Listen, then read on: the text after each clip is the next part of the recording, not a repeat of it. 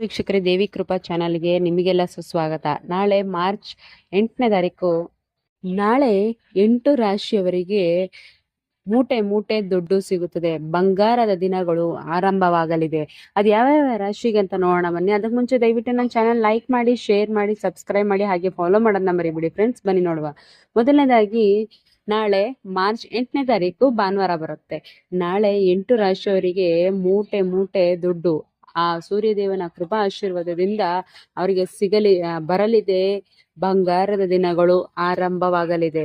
ಸೂರ್ಯದೇವನ ಆಶೀರ್ವಾದ ಇರೋದ್ರಿಂದ ಈ ರಾಶಿಯವರ ಮೇಲೆ ಇವರಿಗೆ ಸಕಲ ಕಷ್ಟಗಳು ದೂರ ಆಗಿ ಹಣಕಾಸುಗಳು ಸುರಿದು ಬರುತ್ತೆ. ನೆಮ್ಮದಿಯ ಜೀವನ ನಡೆಸಲಿಕ್ಕೆ ಹೊಸ ಹೊಸ ಅವಕಾಶಗಳು ಕೂಡ ಸಿಗ್ತಾ ಹೋಗುತ್ತೆ. ಇನ್ನು ಈ ರಾಶಿಯವರ ಜೀವನದಲ್ಲಿ ಅಪಾರ ಲಾಭ ದೊರಕೋದ್ರೊಂದಿಗೆ ಉಳಿತಾಯದಲ್ಲಿ ಯಶಸ್ಸು ಸಿಗುವಂತ ಮಾಡುತ್ತೆ ಈ ರಾಶಿಯವರಿಗೆ. ಮೀನುಗಾರಿಕೆಯಲ್ಲಿ ಕೆಲಸ ಮಾಡೋರಿಗೆ ಆ ಸೂರ್ಯದೇವನ ಕೃಪಾ ಆಶೀರ್ವಾದದಿಂದ ಲಾಭ ದೊರಕುವ ಸಂದರ್ಭ ಕೂಡ ತುಂಬಾ ಇದೆ. ಇನ್ನು ಆರ್ಥಿಕ ವಿಚಾರಗಳಲ್ಲಿ ಸಂಬಂಧಿಸಿದಂತೆ ಸಂಬಂಧಗಳಲ್ಲಿ ಬಹಳಷ್ಟು ಸುಧಾರಣೆ ಕಂಡು ಬರುತ್ತೆ.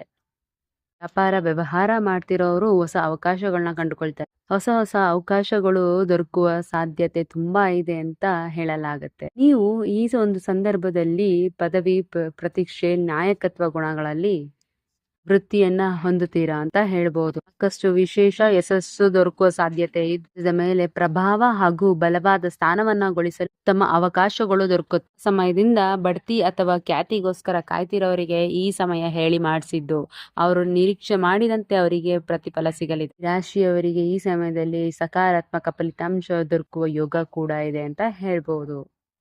ಇನ್ನು ನಿಮಗೆ ಆರ್ಥಿಕ ಸ್ಥಿರತೆ ಹೊಂದೋದ್ರು ಸೌಂದರ್ಯ, ಕಲೆ ಹಾಗೆ ವಿಲಾಸಕ್ಕೆ ಸಂಬಂಧಪಟ್ಟಂತೆ ಆತರ ಕ್ಷೇತ್ರದಲ್ಲಿ ಇರೋರು ತುಂಬಾ ಯಶಸ್ಸನ್ನ ಕಂಡುಕೊಳ್ತಾರೆ. ಇನ್ನು ನೀವು ಆದಾಯದಲ್ಲಿ ಬಹಳಷ್ಟು ವೃದ್ಧಿಯನ್ನ ಕಾಣ್ತೀರಾ. ಖರ್ಚುಗಳನ್ನ ನಿಯಂತ್ರಿಸುವ ಸಂದರ್ಭ ಕೂಡ ಕಂಡು ಬರಬಹುದು. ಹೀಗಾಗಿ ಖರ್ಚು ಕಡೆಗೆ ತುಂಬಾ ನಿಗಾ ಇರ. ವ್ಯಾಪಾರವನ್ನ ವಿಸ್ತರಿಸಲು ಹಾಗೆ ಹೊಸ ಯೋಜನೆಗಳನ್ನು ಶುರು ಮಾಡ್ಲಿಕ್ಕೆ ಸಮಯ ತುಂಬಾ ಉತ್ತಮವಾಗಿರುತ್ತೆ. ಇದರಿಂದ ಹೆಚ್ಚಿನ ಲಾಭ ಗಳಿಸುವ ಸಾಧ್ಯತೆ ಕೂಡ ಇದೆ. ನಿಮಗೆ ಈ ಒಂದು ಸಂದರ್ಭದಲ್ಲಿ ಮದುವೆ ಆಗಿಲ್ಲ ಅನ್ನೋರಿಗೆ ಗುರುಬಲ ತುಂಬಾ ಚೆನ್ನಾಗಿದೆ. ಭಾಗ್ಯ ಕೂಡಿ ಬಂದಿರೋದ್ರಿಂದ ಯೋಗ ಕೂಡ ಕೂಡಿ ಬರ್ತಾ ಇದೆ. ನೀವು ಪ್ರೀತಿಯ ಜೀವನದಲ್ಲಿ ಇದ್ದೀರಾ ಅಂತ ಹೇಳಿದ್ರೆ ನಿಮ್ಮ ಪ್ರೀತಿಯ ಬಗ್ಗೆ, ನಿಮ್ಮ ಪ್ರೀತಿಯ ಸಂಗಾತಿಗಳ ಬಗ್ಗೆ ಮನೆಯವ್ರ ಹತ್ರ ಹೇಳ್ಕೊಂಡ್ರೆ ಮನೆಯವರು ಖಂಡಿತವಾಗ್ಲೂ ನಿಮಗೆ ಮೆಚ್ಚುಗೆಯನ್ನ ಸೂಚಿಸ್ತಾರೆ. ಜೊತೆಗೆ ಮದುವೆಗೆ ಒಪ್ಪಿಗೆ ಕೂಡ ಕೊಡ್ತಾರೆ. ನಿಮಗೆ ಹಣದ ವ್ಯವಸ್ಥೆಗಳಲ್ಲಿ ಹಠಾತ್ ಬದಲಾವಣೆ ಕೂಡ ಆಗುತ್ತೆ. ಕೆಲಸದಲ್ಲಿ ನೀವು ಮೆಚ್ಚಿದ ಸ್ಥಳಕ್ಕೆ ವರ್ಗಾವಣೆ ಆಗುವ ಸಾಧ್ಯತೆ ಕೂಡ ಇದೆ. ಉದ್ಯೋಗ ಹಾಗೂ ಕೆಲಸದ ಜೀವನಗಳಲ್ಲಿ ತುಂಬಾ ಸವಾಲುಗಳು ಕಂಡು ಬರ್ತದೆ. ತಾಳ್ಮೆ ಮತ್ತೆ ನಿಮ್ಮ ಕಠಿಣ ಪರಿಶ್ರಮವು ನಿಮ್ಮನ್ನು ಸಾಕಷ್ಟು ಹೋಗುವಂತೆ ಮಾಡುತ್ತೆ. ಅಡಚಣೆಗಳು ದೂರ ಮಾಡುತ್ತೆ. ಆರೋಗ್ಯದ ಬಗ್ಗೆ ಇರುವ ಅಸಾಧ್ಯಗಳು ದೂರವಾಗುತ್ತೆ.